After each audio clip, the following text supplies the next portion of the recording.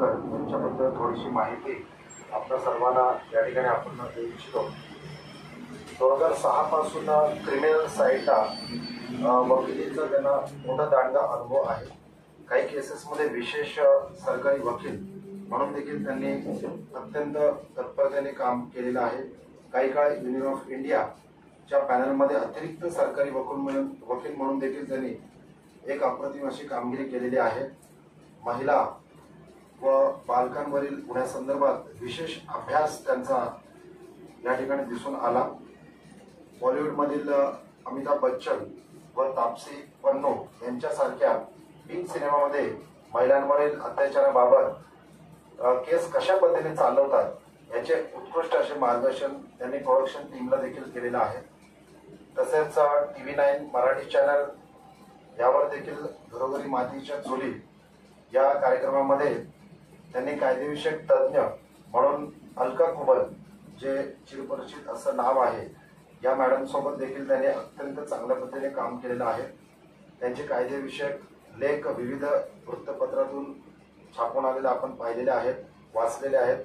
शक्ती mill rape केस, तसेच best bakery केस, त्यानंतर अण्णाभाऊ साठे महामंडळ घोटाळा, त्यानंतर कुडाळ विलेज चौधरी हत्याकांड, TRP घोटाळा केस, त्यानंतर डॉक्टर नरेंद्र दाभोळकर मर्डर केस, अशा अनेक हाय प्रोफाईल केसेसमध्ये त्यांनी अत्यंत चांगल्या पद्धतीनं एक चोख कामगिरी म्हणून त्यांनी सरकारी वकिलांच्या माध्यमातून केलेली आहे।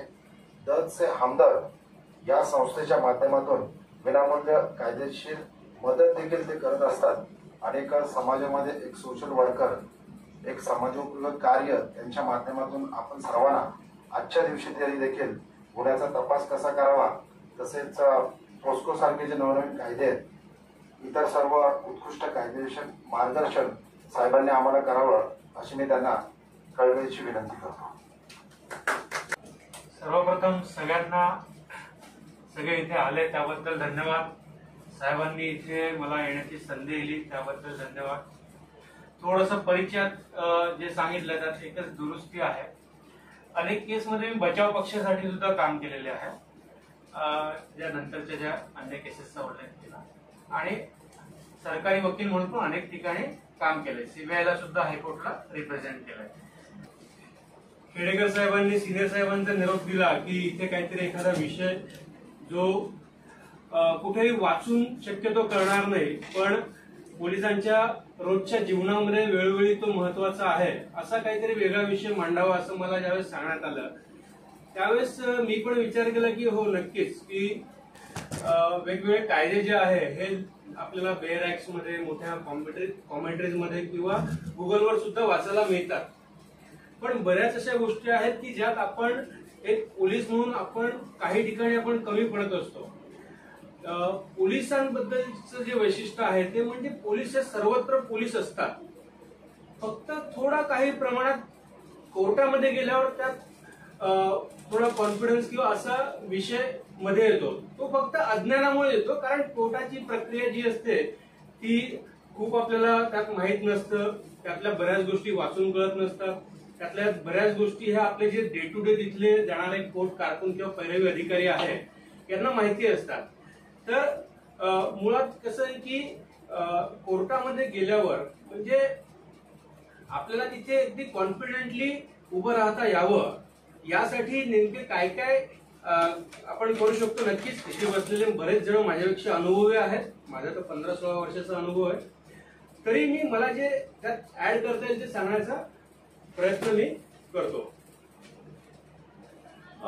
जसं पोक्सो हा विषय सांगितला तर पोक्सो हा खूप मोठा व्हास्ट विषय आहे, म्हणजे याच्याबद्दल जर बोलायचं म्हटलं तर कित्येक तास सुद्धा कमी पडतील, इतका डीप विषय हा आहे आणि खूप सिरियस आहे। जे काही वेळोवेळी बालकांवर अत्याचार होतात त्यामुळे पोक्सो कायदा आणला 12 मध्ये आणि त्यानंतर वेळोवेळी त्यात जे बदल केले तर त्यानुसार पोक्सोचं जे इम्प्लिमेंटेशन आहे ते हव्या त्या प्रमाणात होताना दिसत नाहीये।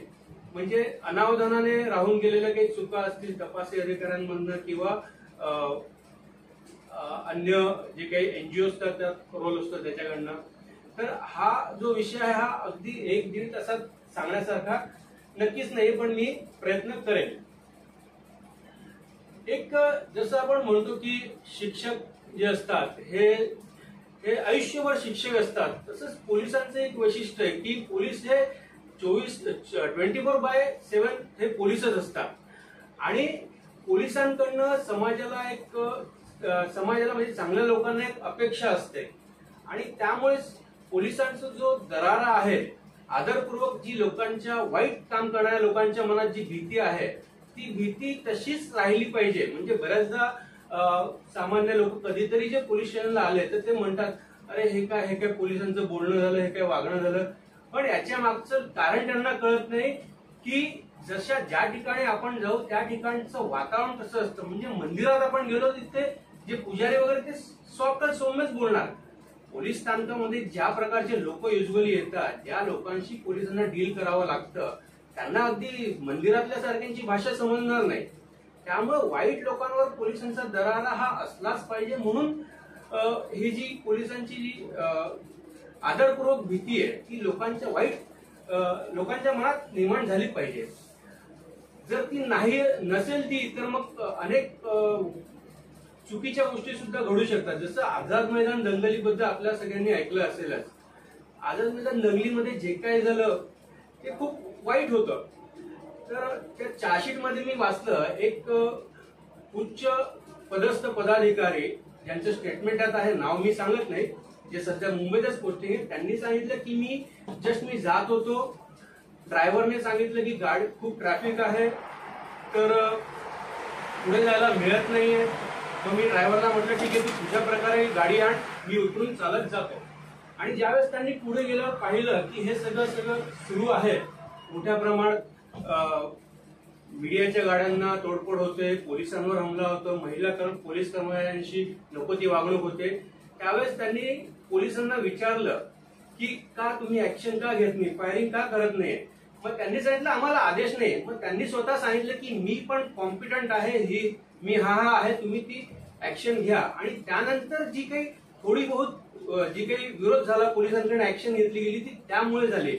म्हणजे जे त्यावेळेस खरं पाहिलं तर त्यांची ती ड्युटी नव्हती, ते युनिफॉर्म मध्ये नव्हते, पण जी वेळेस निर्णय त्यांनी घेतला त्यामुळे खूप थोडक्यात ते थांबलं असं आपण म्हणू शकतो. तर ह्या अशा ज्या घटना आहेत ह्या पोलिसांमुळे म्हणजे खूप महत्वाचा रोल पोलिसांचा आहे. म्हणजे कदाचित आपल्या सगळ्यांच्या करिअरमध्ये एखादी जशी ती घटना झाली असेल, तसं वेळोवेळी अनेक गोष्टी आहेत ज्या व्हायला नको. तर आज मूळ जो मुद्दा आहे ते सांगण्याचा की कोर्टामध्ये आपलं हे कसं असलं पाहिजे पोलिसांचं, किंवा कॉन्फिडन्स कसा वाढेल, किंवा काय त्याचे नेमके कोर्टामध्ये कसं चालतं. आता 20 एप्रिल 2021 ला एक सुप्रीम कोर्टाने ऑर्डर दिली. 2017 पासून एक सुमोटो रिट पिटिशन पेंडिंग होती. त्याच्यामध्ये सर्व राज्यांच्या सर्व हायकोर्टकडनं माहिती मागवली गेली होती की जी काही क्रिमिनल ट्रायल्स आहे आणि जी काही तपासाची पद्धती आहे यात काय काय बदल केले गेले पाहिजे. मग त्या अनुषंगाने काही काळ ती केस चालली आणि प्रत्येकाने आपापले काय त्यात अडचणी आल्या किंवा कोणत्या कारणामुळे आरोपी सुटले त्यानुसार आपले म्हणणे मांडले. आणि त्यानुसार सुप्रीम कोर्टाने नवीन एक ड्राफ्ट तयार केला जो 20 एप्रिल 2021 पासून करावा असा सांगण्यात आलेला आहे. त्या ड्राफ्ट मध्ये पोलिसांनी ज्या करण्यासारख्या गोष्टी त्यात असं की जे मेडिकल सर्टिफिकेट आहे किंवा पोस्टमॉर्टम रिपोर्ट्स आहे, पोस्टमॉर्टम रिपोर्ट्स आणि मेडिकल सर्टिफिकेट सोबत एक प्रिंटेड ह्युमन बॉडीचा स्केच त्यात असावा जो फ्रंट आणि बॅक बोथ साइडचा तो असेल. आणि मग त्यामध्ये जसं वर्ड्स मध्ये लिहिलेलं आहे तसं त्यामध्ये स्केच मध्ये सुद्धा नोटिंग केलेली असली पाहिजे की शरीराच्या कोणत्या भागाला काय जखम होती किंवा स्टॅब होता किंवा पंक्चर होऊन दे किंवा काय जे काही आहे. तर ही एक बाब त्याच्यामध्ये नवीन जे नियम आले त्यात त्यांनी सांगितली आहे. तर असा स्केच यापुढे असला पाहिजे असं आपण त्यांना सांगू शकतो. दुसरी जी महत्वाची बाब त्यात सांगितली आहे की जर पोलीस कस्टडी किंवा पोलिसांशी संबंधित जर एखादी घटनेतून जर डेथ झाली तर मग अशा वेळी जे आहे ते पोस्टमॉर्टमचं व्हिडिओ शूटिंग आणि फोटोग्राफी आपण काढली पाहिजे. जी व्हिडिओ शूटिंग आणि फोटोग्राफीची व्यवस्था आहे ती संबंधित दवाखान्यात कळवण्याची जबाबदारी पोलिसांची आहे.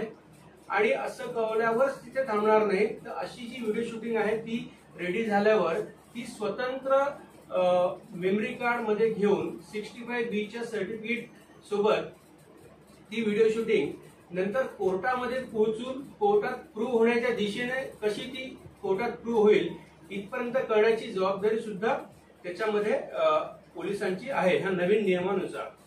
तिसरी जी महत्वाची बाब त्यात सांगितली स्पॉट पंचनामा संदर्भातली. स्पॉट पंचनामा संदर्भात जे आपले नेहमीचे आहे ते आहेच की घटना कुठे घडली, इथे काही वेपन पडलं तर वेपन कुठे पडलं, कुठली दिशा काय आहे, असं सगळं असताना त्यांनी सांगितलं की जो पोलिसांचा ड्राफ्ट्समन आहे, जर पोलिसांचा नसेल तर राज्य सरकारने नियुक्त केलेला जो ड्राफ्ट्समन आहे त्याच्याकडनं साईट प्लॅन बनवून घ्यायचा आणि तो स्पॉट पंचनाम्यासोबत जोडायचा. ह्या ज्या प्रामुख्याने 3 बाबी ह्या पोलीस तपासात संदर्भातल्या ह्या 2021च्या नियमामध्ये आलेल्या आहेत. त्यानंतर आणखी काही गोष्टी आहेत त्या ट्रायल कोर्टा संदर्भातल्या आहे, म्हणजे चार्ज कसा फ्रेम करायचा, पुराव्यांना एक्झिबिट नंबर्स कसे द्यायचे, नंतर साक्षीदारांना नंबरिंग कशी करायची आणि म्हणजे जे इथे आपल्याला लगेच रिलेव्हंट नाहीये. तर आता जसे हे 3 गोष्टी आल्या याच्यामध्ये जे मला आता सांगावं असं वाटतं की बऱ्याचदा आपली जी पोलीस स्टेशनची प्रक्रिया असते एक विशिष्ट पद्धतीत आपण सगळे पंचनामे किंवा स्टेटमेंट लिहित असतो. तर हे जे पंचनामे आणि स्टेटमेंट लिहिताना बऱ्याचदा आपण समोरच्यांचं ऐकतो आणि आपल्या शब्दामध्ये आपण ते लिहितो. तर हे लिहिणं योग्य आहे, पण याच्यामुळे नुकसान कसं होऊ शकतं की ज्यावेळेस एखादा साक्षीदार जे काही सांगतो ते ऐकून आपण आपल्या शब्दात लिहितो, त्यावेळेस कोर्टात ज्यावेळेस तो साक्ष द्यायला जातो त्यावेळेस आपण नेमकं काय लिहिलेलं आहे हे त्याच्या लक्षात नसणार, त्या कशा पद्धतीने लिहिलंय. पण त्याने जे सांगितलेलं आहे नक्कीच तो साक्षीदार 100% खरा आहे आणि त्याने जे सांगितलं ज्या प्रकारे सांगितलं तसं तो तिकडे सांगण्याचा प्रयत्न करतो आणि व्यक्तीमध्ये कम्युनिकेशन मध्ये फरक पडत असतो. म्हणजे मी जी एक बाब सांगितली ती दुसऱ्याने सांगितली, ती दुसऱ्याकडून तिसऱ्याने सांगितली, ती त्यात जो फरक पडतो. तर ह्या सगळ्या जे काही बोलण्यामधला जो फरक आहे याचा फायदा बचाव पक्षाचा वकील कोर्टामध्ये घेत असतो आणि मग जे ओमिशन, कॉन्ट्राडिक्शन्स आणि जे काही इम्प्रोव्हायझेशन्स आहेत याच्या आधारावर त्याचा फायदा त्या आरोपीला मिळू शकतो. म्हणून आपल्याला असं करता येईल का त्याचा विचार केला पाहिजे की ज्याप्रमाणे साक्षीदार सांगता आहे त्याप्रमाणे आपल्याला लिहिता येईल का आणि साक्ष देण्यापूर्वी तो साक्षीदार व्यवस्थित सगळं ते व्यवस्थित सांगेल की नाही हे आपण नक्कीच पाहिलं पाहिजे. तसंच दुसरी जी गोष्ट आहे की जे मेडिकल कुठल्याही केसमध्ये जे मेडिकल एव्हिडन्स असतात त्याकडे आपण फार लक्ष देत नाही, पण सिरियस केसमध्ये जे मेडिकल एव्हिडन्स असतो त्याच्या छोट्या छोट्या गोष्टीच्या आधारे आरोपी हे निर्दोष सुटत असतात. म्हणजे उदाहरण द्यायचं झालं तर समजा आपल्याकडे एखादी केस आली, खुनाची केस आली समजा, आणि त्यांनी सांगितलं की आम्ही रात्री बसलेलो प्यायला आणि मग जेवण केलं आणि मग नंतर वाद झाला आणि त्यात मर्डर झाला. आणि ज्यावेळेस पोस्टमॉर्टमला ही बाब जाते त्यावेळेस असं समोर येतं की त्या पोस्टमॉर्टम दरम्यान की त्या बॉडीच्या शरीरामध्ये जे काही जेवण मिळालं ते जितक्या तासामध्ये असलं पाहिजे तितक्या तासामध्ये ते नाहीये. म्हणजे ज्यावेळेस तो सांगणारा सांगतो तर त्याने काही सांगताना गडबड केली का किंवा लिहिताना आपली झाली का, मग याचा फायदा हा बचाव पक्षाला होऊ शकतो. म्हणजे समजा मग दारू पिल्याचं त्यांनी सांगितलं, मग त्याचं काही याच्यात मिळाले का, त्याच्या जे काही त्याचे विसेरा रिपोर्ट आहे किंवा हिस्टोपॅथॉलॉजी आहे, जसं आपण पॉयझन साठी पाठवतो तसं त्यात दारू वगैरे अल्कोहोल काही मिळाले का, ते जर त्यात आलं तरच ते त्याला सपोर्ट करेल आणि त्याच्यामुळे प्रॉसिक्युशन केस स्ट्रॉंग होईल. प्रॉसिक्युशनच्या म्हणजे जे काही इतक्या वर्षात मी पाहिलेलं आहे, तर जर कुठलाही राजकीय किंवा अन्य हस्तक्षेप नसेल तर पोलीस ज्या व्यक्तीला आरोपी म्हणून दाखवतात तो 95 ते 99% खरा असतो. कधीही खोटा फार रेअरली होतं आणि सिरियस केसमध्ये खोटा आरोपी आणतच नाही.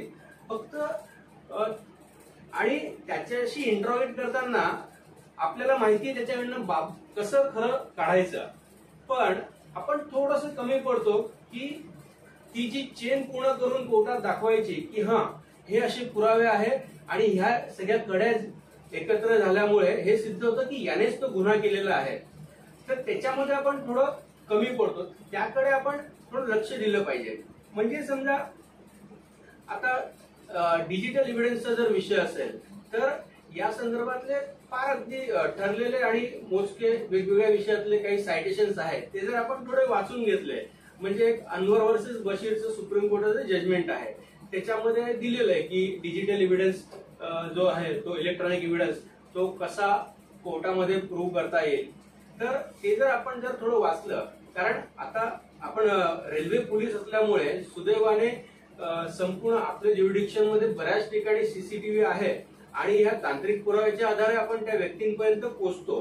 पण रेल्वेच्या अनेक केसेसमध्ये मी बचाव पक्षाकडनं काम करताना हे माझ्या लक्षात आलं की जो कॉन्ट्रॅक्टर आपला आहे सीसीटीव्हीचा, त्या कॉन्ट्रॅक्टरचे जे रेग्युलर मेंटेनन्स वाले लोक आहेत त्यांच्याकडे प्रॉपर डॉक्युमेंट्स नसतात. म्हणजे ना त्याच्याकडे दाखवायला पास असतो की त्या दिवशी मी मेंटेन केलं होतं, ना त्याच्याकडे तिकीट असतं, ना तो वेल क्वालिफाईड आहे त्या सॉफ्टवेअर हार्डवेअर त्या विषयातला, हे त्याच्याकडे नसतं. त्यामुळे होतं काय की ज्यावेळेस कोर्टात तो येतो साक्ष द्यायला, तर बचाव पक्षाचा वकील त्या अँगलने त्याला प्रश्न विचारून त्याला रिबट करत असतो, डिस्कार्ड करत असतो. तर त्या अनवर वर्सेस बशी जजमेंट मध्ये काय सांगितलंय, जे 65 ब मध्ये सुद्धा सांगितलंय की जर एखादा इलेक्ट्रॉनिक इव्हिडन्स आपल्याला प्रूव्ह करायचा आहे तर तो इव्हिडन्स आपण ज्या मास्टर डिव्हाइस मध्ये आहे, जर आपण ते मास्टर डिव्हाइस कोर्टात देत असेल तर ठीक, पण जर ते देत नसेल, कारण युजली ते शक्य नसतं, हार्ड डिस्क असतात, ते देत नसेल तर तो मास्टर डिव्हाइस हा मधून आपण ज्या पेन ड्राईव्हवर किंवा सीडीवर घेतलेला आहे तर तो घेत असताना प्रॉपर पंचनामा केला पाहिजे. नंतर तो मास्टर डिव्हाइस हा रेग्युलर मेंटेन केला जात होता की दर काही कालावधीने तो चालू आहे का नाही हे त्यातले तज्ञ लोक बघत होते. म्हणजे आता समजा आपलं जे कंट्रोल रूम असतं तिथे बसून हे असं बघणं म्हणजे आपण तो चालू आहे असं नाही. तर त्या समजा एक नाव मला जे माहिती की समजा सोनल एंटरप्राइजेसचा जो टेक्निशियन आहे तो महिन्याच्या दर 15व्या तारखेला किंवा 30व्या तारखेला तिथे येऊन तपासतो, त्याचं एखादं रजिस्टर तिथे आहे त्या रेल्वे स्टेशनवर, आणि मग तो सांगतो की हे सीसीटीव्ही वर्किंग कंडिशन मध्ये आहे आणि त्याच्यामध्ये जो डेटा आहे तो ऑटोमॅटिकली फील होतो आणि त्यात कुठलंही ह्युमन इंटरव्हेन्शन नाहीये. ह्या सगळ्या बाबी या जजमेंटमध्ये आणि कायद्यात दिलेल्या आहे. तर हे सगळं आपलं 65B च्या सर्टिफिकेट मध्ये लिहायला लागतं आणि तरच आपण ते प्रूव्ह करू शकतो की तो जो इलेक्ट्रॉनिक इव्हिडन्स आहे तो खरा आहे. कारण आजकाल इतकं वेगवेगळ्या प्रकारे, म्हणजे अगदी आपण आपल्या मोबाईलवर सुद्धा पाहिजे त्या प्रकारे एडिटिंग, मॉर्फिंग काय हवं ते करू शकतो. म्हणजे एखाद्याचं कपड्यांपासून बॅकग्राऊंड पर्यंत किंवा चेहरा काही आपण चेंज करू शकतो. म्हणून कोर्ट त्या दृष्टीने त्याकडे बघतं. म्हणजे एखादा व्यक्ती सीसीटीव्ही दिसला आणि पकडला म्हणजे तो दोष सिद्धतेपर्यंत पोहोचेल असं नाही. तर त्यासाठी आपल्याला ते 65B चं सर्टिफिकेट, त्या टेक्निशियनचं स्टेटमेंट, हे सगळं घेणं आपल्याला त्याच्यात गरजेचं आहे. तर हे झालं टेक्निकल इव्हिडन्स बद्दल.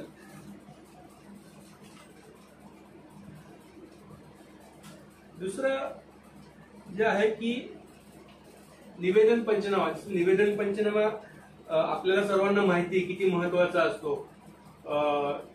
एव्हिडन्स ऍक्ट जे आहे त्याच्यामध्ये निवेदन पंचनामाचं खूप महत्व आहे. कलम 27 नुसार निवेदन पंचनामा जो आपण घेतो तर त्याच्यामध्ये काही गोष्टी आपण लक्षात घेतल्या पाहिजे. जसं बऱ्याचदा एकापेक्षा जास्त आरोपी असताना त्यांचं एकत्रित निवेदन घेतलं जातं. तर एकत्रित निवेदन घेणं ते सोयीचं नाही. निवेदन पंचनामा म्हणजे काय, तर समजा मी आरोपी आहे, मला वाटलं की काहीतरी स्वखुशीने निवेदन करायचं. निवेदनाचा मुळात अर्थ असा की त्या आरोपीला माहिती असलेलीच एखादी बाब जी तो आपल्याला क्लू देतो तिकडे नेतो आणि मग तो काढून देतो, त्याला निवेदन म्हणतात.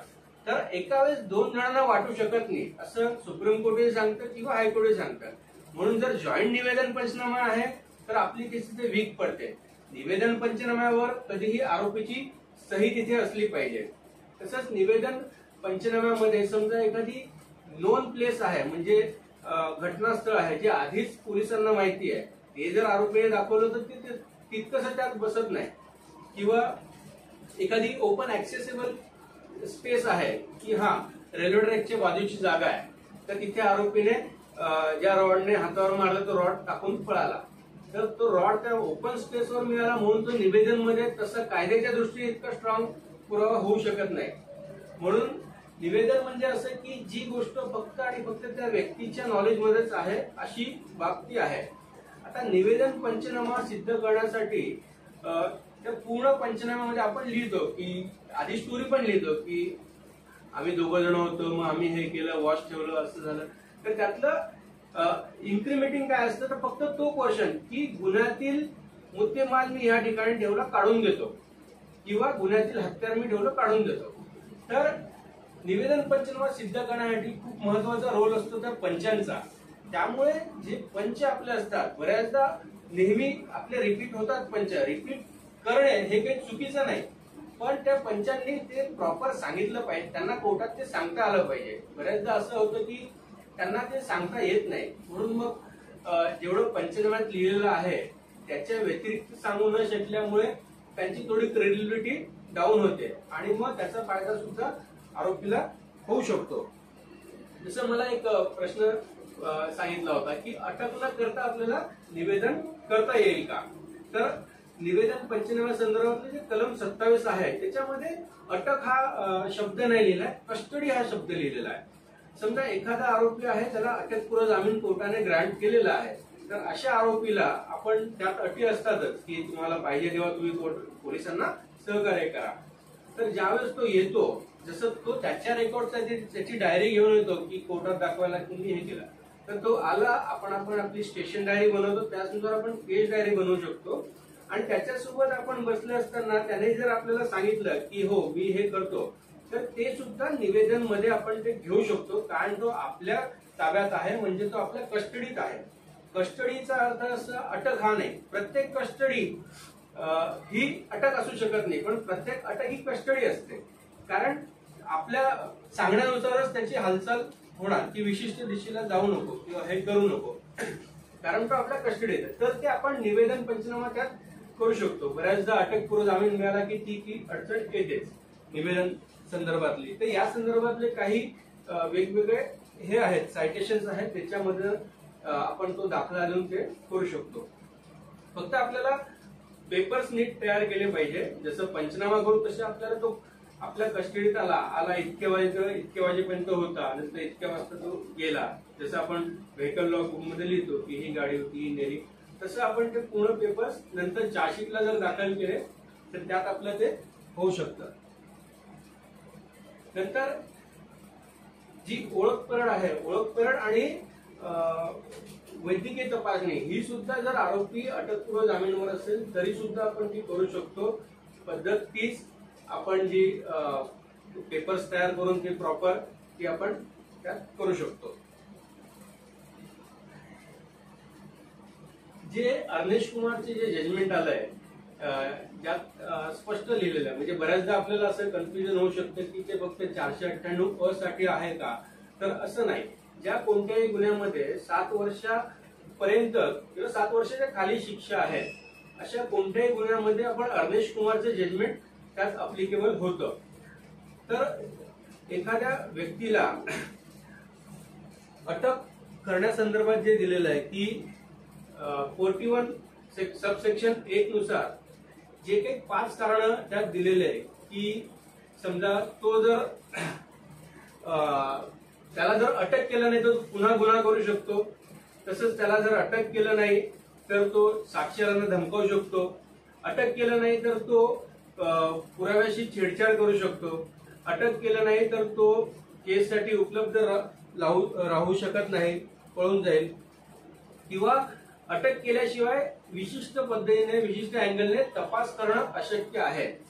तर ज्यावेळी आपल्याला एखाद्या व्यक्तीला अटक दाखवायची आहे तर ह्या जजमेंट नुसार आपल्याला रिझन ऑर्डर द्या, म्हणजे आपले कोर्टाला आपण सॅटिस्फाय करू शकू असे कारण त्यात नमूद केले पाहिजे. फक्त हे जे 41(1) मध्ये लिहिलेले 5 कारण आहे, आपण युजली रिप्लाय मध्ये हे लिहितो, ते लिहूनच चालणार नाही.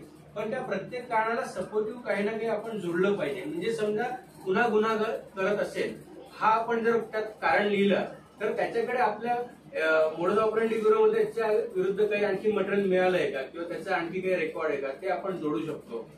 किंवा जर आपण दुसरं कारण लिहिलं की साक्षीदारांना धमकावेल, तर त्यातही आपण जोडू शकतो की आम्हाला फिर्यादीच्या घरच्यांकडनं ही अशी तक्रार आली की साक्षीदारांना धमकवण्याची शक्यता आहे. तर जे कारण आपण देऊ, 5ही कारण लिहिणं गरजेचं नाही, कुठलंही एक कारण पुरेसं आहे. पण असं जर कुठलंही कारण नसेल तर आपण अटक नाही केलं तरी चालू शकतं. तसंच FIR झाल्यानंतर जे 15 दिवसामध्ये आरोपीला अटक जर आपण करणार नसू तर ते संबंधित मॅजिस्ट्रेटला आपल्याला कळवावं लागतं, जर अटक करणार नसेल तर. आणि जर 15 दिवसाच्या वर झाले तर काय, तर मग त्यानंतर मग आपले जे वरिष्ठ आहेत ते त्यांना कळवू शकतात. तर तसं काही असं बंधन नाही की 15 दिवसात, पण 15 दिवसात असेल तर ते तपासी अधिकाऱ्यांनी त्यात कळवलं पाहिजे.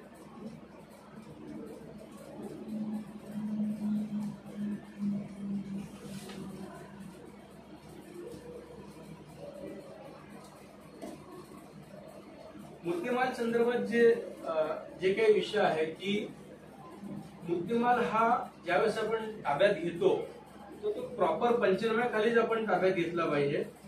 त्याचे सीलिंग प्रॉपर आहे का नाही हे पाहिलं पाहिजे. आणि ज्यावेळेस आपण मुद्देमाल क्लर्ककडे किंवा मुद्देमाल विभागात तो देतो त्यावेळेस घेणाऱ्याने आणि देणाऱ्याने दोन्ही त्या गोष्टी पाहिल्या पाहिजे. आणि मुद्देमालाचं स्वरूप काय आहे त्यानुसार तो किती दिवस आपल्याकडे ठेवायचा हे आपण ठरवलं पाहिजे.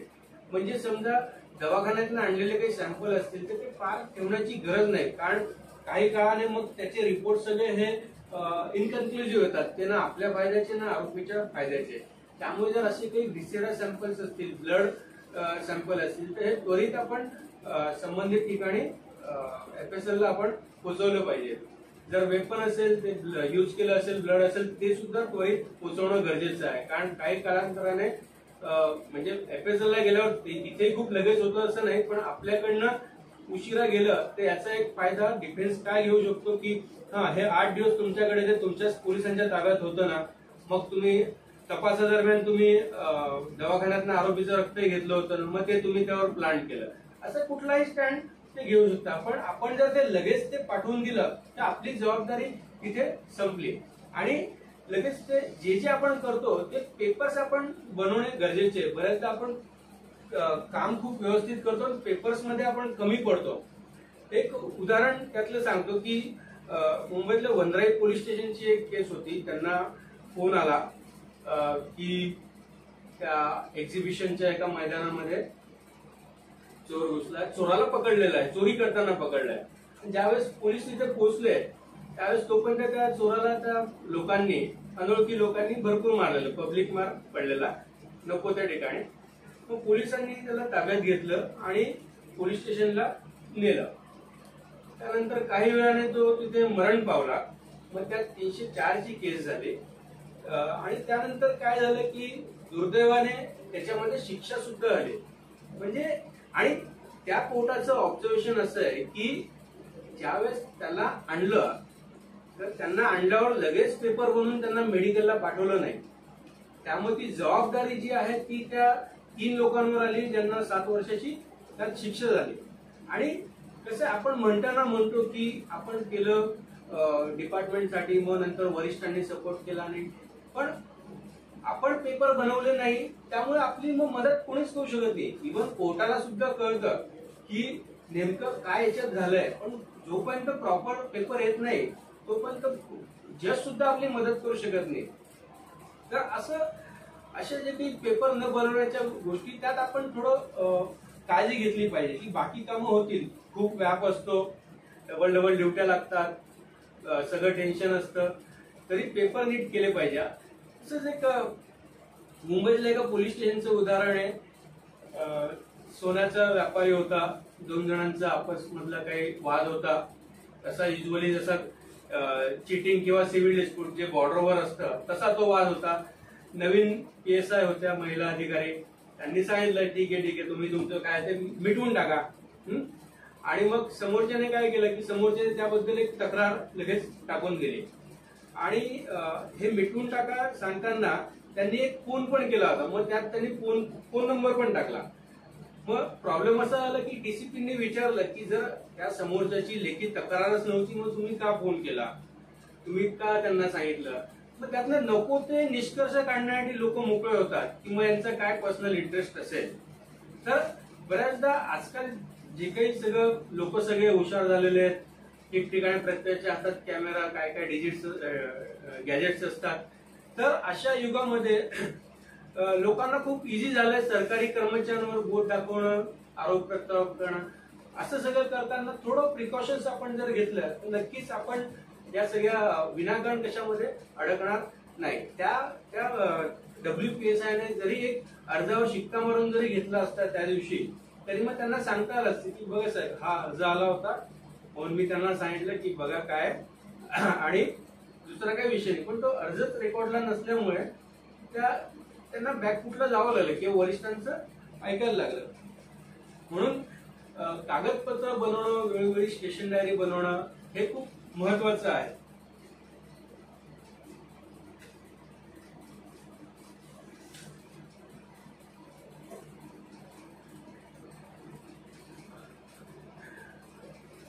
कोर्टातलं थोडं सांगून मग पोक्सोच्या विषयात बोलतो.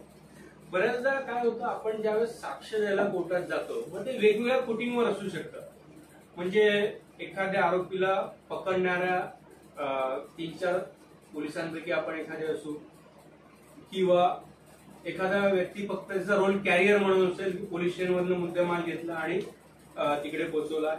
एखादे पोलीस अधिकारी असतील ज्यांनी एखादा पंचनामा केला असेल, किंवा एखादे तपासी अधिकारी असतील ज्यांनी पार्शल किंवा कम्प्लीट इन्व्हेस्टिगेशन केलं असेल. तर एक पोलीस म्हणून आपण जाताना आपण फक्त आपल्या रोलशी संबंधित कागद न वाचता पुन्हा चार्जशीट थोडी जर आपण हाताळून गेलो तर ते थोडं फायद्याचं आपल्या होतं. कारण जर एक पंचनामा करणारा ऑफिसर म्हणून जर मी साक्ष द्यायला जातोय तर मला आधी माहिती पाहिजे की ह्या पंचनाम्याचे पंच येऊन गेले आहेत का, आणि जर येऊन गेले तर त्यांनी काय सांगितलंय. बऱ्याचदा होस्टाईल होणंच हे महत्वाचं नाही, तर बऱ्याचदा नरवा कुंजरवा लोक करतात. काही वेळेस जाणून करतात, काही वेळेस ते बॉक्समध्ये असतात, कोर्टाचं ऍटमॉस्फिअर असतं, घाबरून ते होऊन जातं क्रॉस एक्झामिनेशन मध्ये. मग ते आपण आधी जाणून घेतलं पाहिजे की असं काही आहे का, जर झालंय तर नेमकं काय त्यात झालेलं आहे. आणि तपासी अधिकाऱ्यांना तर अगदी साक्ष सुरू असताना सुद्धा फाईल बघण्याचा अधिकार असतो, फक्त कोर्टाची परवानगी घ्यावी लागते. ही काही आपली काही स्मरणशक्तीची परीक्षा नसते. त्यामुळे जे काही आहे ते आपण कोर्टाची परवानगी घेऊन आणि जे काही कोर्टाशी विचारूनच ते केलं पाहिजे. कधीही आपली नजर ही जज साहेबांकडेच असली पाहिजे. म्हणजे गरज नाही आपण सरकारी वकिलाकडे बघणं किंवा डिफेन्स, कारण सरकारी वकिलाकडे पाहिलं तर थोडंसं बाजूला डिफेन्सवाला असतो. आणि कसं शेवटी कागद हे बदलत नाही, माणसं हे बदलत असतात. म्हणजे एक डिफेन्सचा लॉयर म्हणून त्याचा काय रोल असतो की तुम्हाला काहीही करून कसंही करून चिडवण्याचं, थोडंसं गरम करायचं आणि थोडंसं त्रास देऊन हा चल हे झालं.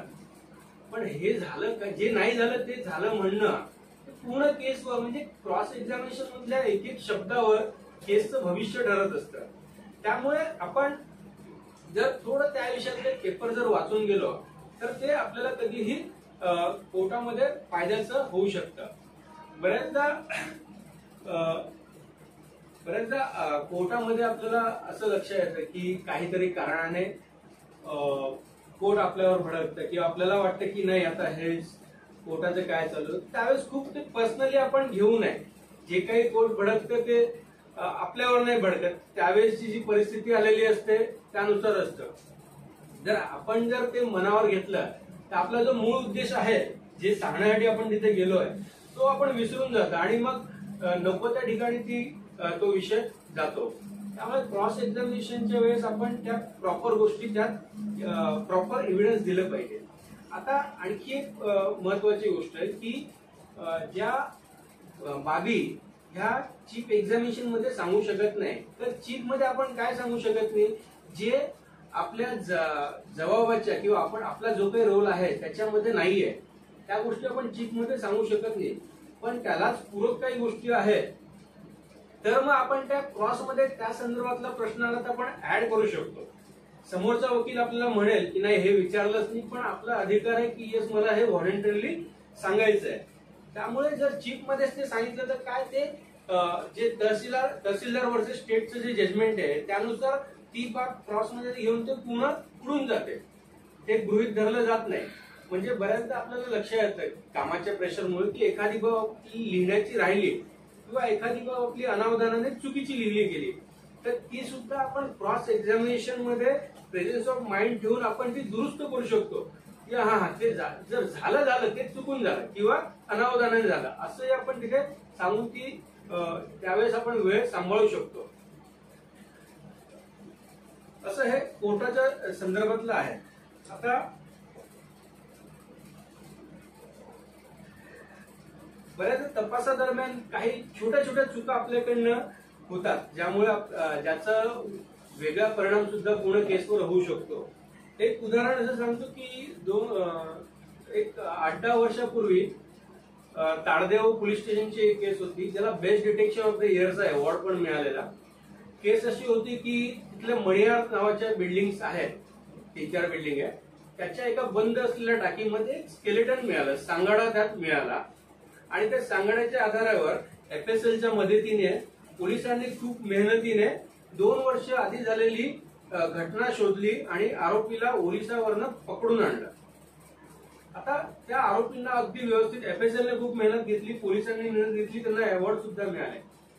पण नंतर ते आरोपी हे ऍक्विट झाले.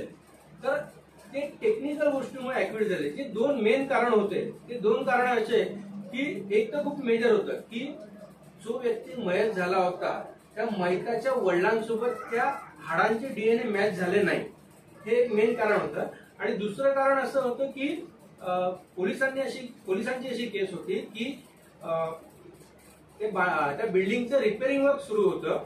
मग ते खुराक स्वतः काढायचे, वर स्वयंपाक करायचे आणि कर्मचारी लोक तिथे झोपायचे.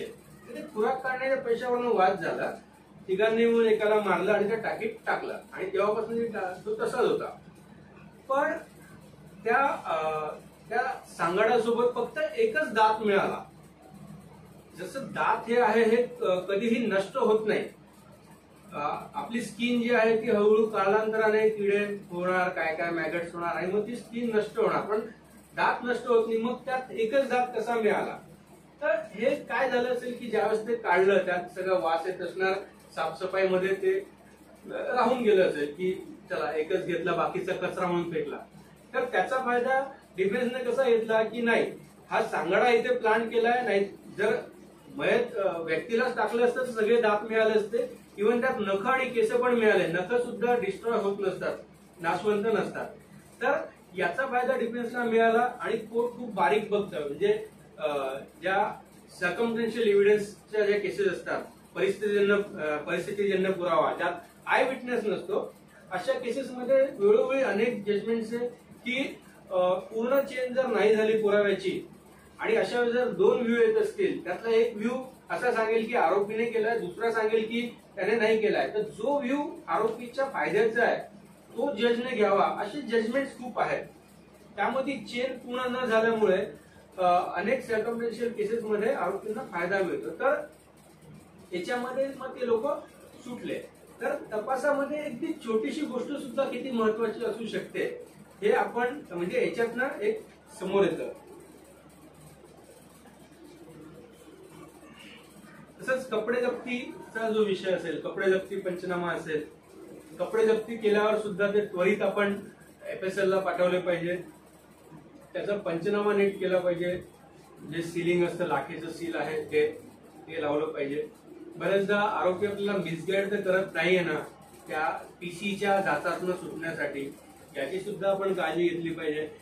जर आरोपी एखादा वेपन आपल्याला सांगत असेल की हो मी या वेपनने केला, तर ते नक्की करण्यापूर्वी आपण डॉक्टरांचं एक ओपिनियन घेतलं पाहिजे. कारण असं लक्षात येतं की इंजुरीची जी काही साईज असेल, लांबी गुणेला रुंदी गुणेला उंची, त्या साईजचं आणि ह्या वेपनचं काही मॅचेस होत नसेल तर याचा फायदा सुद्धा नंतर आरोपीला होऊन तो त्यातनं सुटू शकतो. कारण त्या इंजुरीनुसार आपण डॉक्टरांना प्रॉबेबल वेपन काय असेल हे आपण डॉक्टरांना विचारणं गरजेचं आहे. आणि त्यामुळे त्यानंतर आपल्याला कळेल की आरोपी आपल्याला मिसगाईड तर करत नाहीये ना. तर हे अशा कोर्टातल्या ज्या प्रॅक्टिकल जे करताना ज्या काही बाबी आढळतात अशा काही बाबी मी आपल्याला सांगण्याचा प्रयत्न केला. पोक्सो संदर्भात जर सांगायचं म्हटलं तर सगळ्यात स्ट्रॉंग असा हा कायदा आहे. जे प्रिझम्पशन असलेले जे वेगवेगळे कायदे आहेत त्यातला एक कायदा आहे. तर प्रिझम्पशन असलेला कायदा म्हणजे काय मुळात, तर त्याच्यामध्ये आरोपीने सिद्ध करायचं असतं की त्याने गुन्हा नाही केला.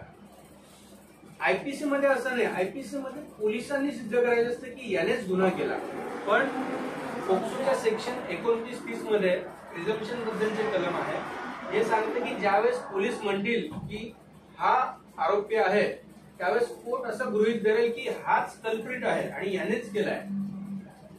आणि फार कमी चान्स त्याच्यामध्ये त्याला असतो की ते डिस्प्रूव्ह करण्यासाठी. त्यामुळे अशा ज्या केसेस ज्यावेळेस आपल्याकडे येतात तर त्या केसेस घेताना सुद्धा मग आपलं तितके आपण अलर्ट असलो पाहिजे. म्हणजे एखादा व्यक्ती चुकून तर त्यात फसत काही ना, जसा एखादा दोषी व्यक्ती सुटला नाही पाहिजे तसं एखादा निर्दोष व्यक्ती तर त्यात फसत नाहीये ना, असं आपण त्यात काळजी घेतली पाहिजे. जे पोक्सोचे जे कडक नियम केलेले आहेत त्यानुसार ढोबळ मनाने जर सांगायचं झालं तर सर्व ठिकाणी म्हणजे दवाखाना असेल, पोलीस स्टेशन असेल, कोर्ट असेल किंवा अन्य कोणत्याही ठिकाणी असं वातावरण असावं ज्यामुळे त्या बालकाला रिलॅक्स वाटेल, घरच्यासारखं वाटेल. म्हणजे कुठलंही दडपण त्याला येणार नाही. म्हणजे लहान मुलं असतात, लहान मुलं घाबरले की ते खरं काय आहे ते कदाचित बोलत नाही. त्यामुळे या कायद्यामध्ये तेच लिहिलेलं आहे की जर एखादी पोलीस अधिकारी असेल तर त्या व्यक्तीने जबाब घेताना पोक्सोनुसार पीएसआयच्या रँकचे पीएसआय किंवा त्याच्या वरच्या अधिकाऱ्यांनीच यात तपास केला पाहिजे. आणि जर ती मुलगी असेल विक्टीम तर WPSI ने त्यात केला पाहिजे. आणि हे जे स्टेटमेंट आहे बळीत मुलीचं किंवा मुलाचं घेताना त्यावेळेस ते पोलीस अधिकारी हे गणवेशात नसावे ही त्यातली एक मुख्य अट आहे. मग ते पोलीस स्टेशनला जबाब घेत असो किंवा कुठेही घेत असो. दुसरी बाब अशी आहे की जर त्या बळीत मुलाला मुलीला पोलीस स्थानकामध्ये कम्फर्ट झोन वाटत नसेल तर त्याला आवडेल त्या ठिकाणी ते स्टेटमेंट घेतलं पाहिजे, फिर्याद घेतली पाहिजे. मग ते त्याचं घर असेल, ते त्याचं नातेवाईकाचं घर असेल किंवा कोणाचंही ते ठिकाण असेल. नंतर जी तिसरी गोष्ट महत्वाची की ही जे बालकाचा जबाब घेतला जातो तो जबाब घेताना त्याला ज्या व्यक्तीवर विश्वास आहे, आवश्यक नाही की ती व्यक्ती त्याची फॅमिली मेंबर्स असली पाहिजे, त्याचं फॅमिली मेंबर असेल, नातेवाईक असेल किंवा त्याचे मित्र मैत्रीण त्याच्या विश्वासातले, जर तो सांगेल तर त्या व्यक्तीच्या प्रेझेन्स मध्येच तो जबाब नोंदवला पाहिजे. पुढची गोष्ट अशी की ज्या भाषेमध्ये त्याला कन्व्हिनियंट आहे. आता आपण रेल्वे पोलीस असल्यामुळे बऱ्याचदा बाहेरचे नॉन मराठी किंवा अन्य सुद्धा लोक येतात ज्यांना हिंदी सुद्धा कळत नाही. तर अशी जर एखादी वेळेस अडचण आली तर ज्या भाषेत त्याला आवश्यक आहे त्या भाषेचा इंटरप्रिटर आपण मॅनेज करून आणला पाहिजे आणि मग त्याच्या समक्ष तो जबाब नोंदवला पाहिजे. म्हणजे त्या बालकाची भाषा त्याला कळेल आणि तो मग ते आपल्याला मराठी हिंदीमध्ये ट्रान्सलेट करून सांगेल. हे खूप महत्वाचं आहे. म्हणजे ह्या प्रोसिजरल आस्पेक्टवर आपण कधीच चुकायला नको कारण कायद्यातच लिहिलेलं आहे. त्यानंतर जर जबाब घेताना बालकाला वाटलं की त्याला रिलॅक्स वाटत नाहीये काही म्हणजे तेव्हा नाही द्यायचं आहे तर मग ते काम थांबवलं पाहिजे. पुन्हा ज्यावेळेस त्याला वाटेल त्यावेळेस आपण ते घेतलं पाहिजे. पण हे सगळं करताना हा जो डिले आहे याचा फायदा आरोपी घेऊ नये म्हणून आपण तसे पेपर प्रॉपर तयार केले पाहिजे. आणि युजली ह्या ज्या सेक्शुअल हॅरेसमेंट, सेक्शुअल असॉल्टच्या केसेस असतात त्याच्यामध्ये त्या व्यक्तींची स्थिती खरोखर खराब असते जर केस खरी असेल तर अशा याच्यामध्ये त्यांची मानसिकता नव्हती हे कारण कोर्ट पण ग्राह्य धरतं आणि त्या कारणावर आपण ते नंतर करू शकतो. त्यानंतर दवाखान्यामध्ये ज्यावेळेस त्यांची मेडिकल एक्झामिनेशन होते त्यावेळेस सुद्धा जर व्हिक्टीम ही मुलगी असेल तर शक्यतो महिला डॉक्टरकडनंच ती व्हावी अशी त्याच्यामध्ये स्पष्ट तरतूद आहे. त्यासाठी इथे सुद्धा त्यांच्या विश्वासातली व्यक्ती इथे असली पाहिजे, ही सुद्धा त्यात तरतूद आहे. त्यानंतर ज्यावेळी कोर्टामध्ये ही केस जाते तर कोर्टामध्ये ज्यावेळेस जाते त्यावेळेस सुद्धा आरोपीला ती व्हिक्टीम बघू शकणार नाही अशी अरेंजमेंट इथे केली पाहिजे असं कायद्यात लिहिलंय. आता बऱ्याचशा कोर्टामध्ये ती व्यवस्था केली आहे. एक तर कोर्टामध्ये जज घेत नाही, त्यांच्या चेंबरमध्ये घेतात आणि जर कोर्टात असेल तर मध्ये पडदे लावलेले आहेत म्हणजे किंवा मग असे काच आहे की ज्यात स्पीकर लावून त्याला आवाज येतो फक्त, पण वन साइड असतो तो, म्हणजे बाहेरच्याला आतलं दिसतं पण आपल्याला बाहेरचं दिसत नाही असं. तर हे सगळं टाकण्याचं कारण की व्हिक्टीम वर प्रेशर येऊन आरोपीमुळे ती घाबरून तिचा जबाब बदलू नये हे त्याच्या मागे कारण आहे. त्यानंतर तिथे सुद्धा व्हिक्टीमची जी काही एव्हिडन्स चालते त्यावेळी सुद्धा वकिलांनी त्यांच्या युनिफॉर्म मध्ये असू नये अशी सुद्धा तरतूद आहे. जजेस सुद्धा त्यांच्या युनिफॉर्म मध्ये असू नये अशी तरतूद आहे. त्या ठिकाणी कसं चाइल्ड फ्रेंडली ऍटमॉस्फिअर असेल ते सुद्धा पूर्ण ह्या सगळ्या याच्यात लिहिलेलं आहे. म्हणजे आता जर सांगायचं तर बऱ्याच कोर्टामध्ये जर लहान मूल आले तर त्यांना आधी थोडं बोलतं करतात, त्यांच्या आधी चॉकलेट वगैरे ठेवतात आणि ते रिलॅक्स झाल्यावरच त्यांची एव्हिडन्स सुरू करतात. जी खूप महत्वाची तरतूद आहे ती आणखी एक अशी की ज्यावेळेस उलट तपासणीची वेळ असते, बचाव पक्षाचा वकील उलट तपासणी करतो त्यावेळेस असा एखादा जर प्रश्न असेल ज्यामुळे त्या बळीत मुलाला मुलीला कम्फर्ट झोन नसेल किंवा लाज वाटत असेल किंवा ऑकवर्ड वाटत असेल तर तो प्रश्न त्याने विचारू नये. तो प्रश्न त्याने जज साहेबांना लिहून द्यावा किंवा जज साहेबांना सांगावा. जज साहेब त्याला विचारेल साक्षीदाराला, अशी या तरतूद आहे. या तरतुदीचा खूप चांगला फायदा आपल्याला त्यात होत असतो प्रॉसिक्युशन म्हणून. कारण बऱ्याचदा कसं आहे की साक्षीदारावर वकील त्याच्या वकिली डावपेचाने कधीतरी ओरडून कधीतरी प्रेमाने असं काहीतरी वेगवेगळ्या ऍक्सेंट मध्ये बोलून हवं ते उत्तर काढण्याचा प्रयत्न करत असतो. तर ह्या तरतुदीमुळे ते एक चांगलं झालंय की त्या साक्षीदारावर दबाव येत नाही. अशा ज्या पोक्सोच्या सगळ्या साक्षी संदर्भातल्या आणि याच्या तरतुदी आहे. याच्यानंतर सेक्शन 21 यात जे इंट्रोड्यूस केलंय हे 21 मध्ये पोलीस म्हणून आपल्याला सुद्धा त्यात अडचण येऊ शकते. 21 काय सांगतं की एखादा बालका संदर्भातला गुन्हा घडला आहे, तो आपल्याला माहिती आहे आणि आपण त्याचं रिपोर्टिंग केलं नाही तर मग आपण सुद्धा आरोपी म्हणून त्यात ट्रीट होऊ शकतो. आपण म्हणताना मग मी पोलीस असो, मी सामान्य नागरिक असो किंवा कोणी असो, म्हणजे रस्त्याने जाताना जर माझ्यासमोर एखादा असा गुन्हा घडला आणि मी कळवला नाही आणि हे प्रायमोफेसी दिसतंय तर मग 21 खाली मी आरोपी होऊ शकतो. म्हणजे एक केस अशी होती की मुंबईतला एक गिरगावातला एक मुलगा सकाळी 6 वाजता नालासोपायला त्याच्या मित्राच्या घरी गेला आणि एका मैत्रिणीसोबत, ती मुलगी 18च्या बॉर्डरला होती, तिथे एक दिवस राहिला आणि मग निघून गेला.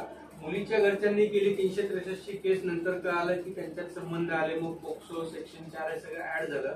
पण तपासात निष्पन्न झालं की तो एक रात्र इथे राहिला होता आणि मग इच्छा नसताना म्हणा किंवा त्याने कळवलं नाही म्हणून पोलिसांना त्याला आरोपी बनवावंच लागलं आणि त्याला सुद्धा ताब्यात घ्यावं लागलं. त्यात शिक्षा 6 महिन्यापर्यंतची आहे, पण त्याने पोलिसांना कळवलं नाही ही त्याची चूक झाली. आता नक्कीच इथे ही एक बाब एक महत्वाची की जी मुलगी 18च्या बॉर्डरवर आहे ती 18+ आहे का 18 मायनस आहे हे थोडं जज करणं कठीण असतं, पण हे तिथे अशा केसेस सुद्धा होत असतात. म्हणून एक पोलीस अधिकारी म्हणून सुद्धा आपण त्याबद्दल काळजी घेतली पाहिजे की कोणी असे अलिगेशन उद्या आपल्यावर तर करणार नाहीये ना. त्यामुळे आपण सुद्धा त्यात अडचणीत येऊ नये म्हणून जर अशी केस आली तर त्वरित वरिष्ठांशी डिस्कस करून त्यात जर सकृत दर्शनी दिसते तर त्यात लगेच ती प्रक्रिया आपण केली पाहिजे.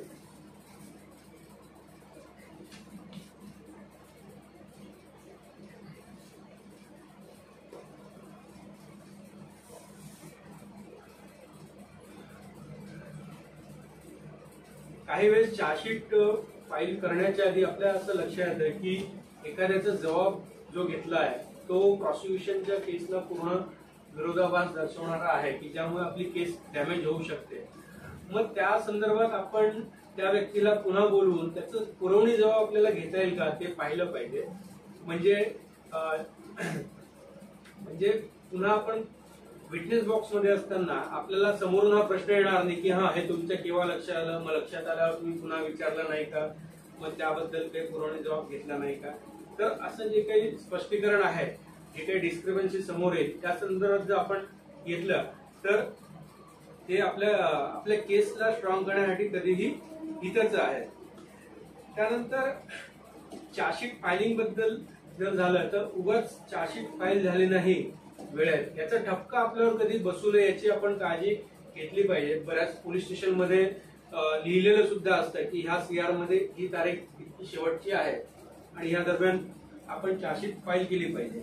तर जो 60 दिवसाचा आणि 90 दिवसाचा जो काउंटिंग आहे कधी कधी आपण त्यात एखाद दिवस काउंट करताना चुकतो आणि त्याचा फायदा समोरच्याला होत असतो.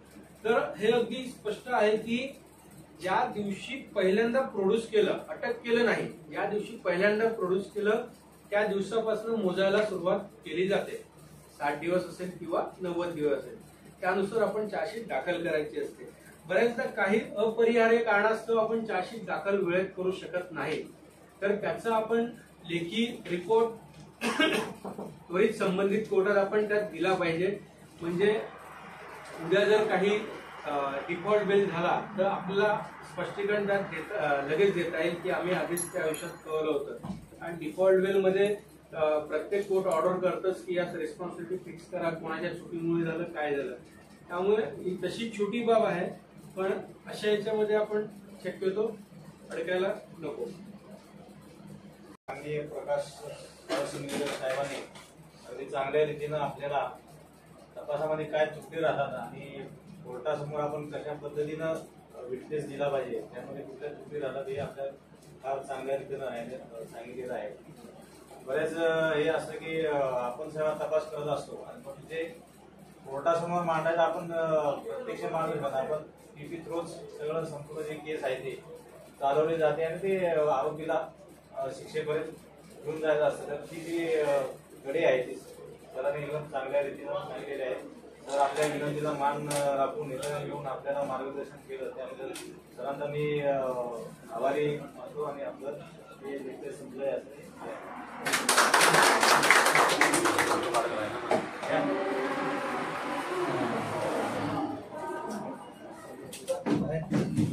बरोबर.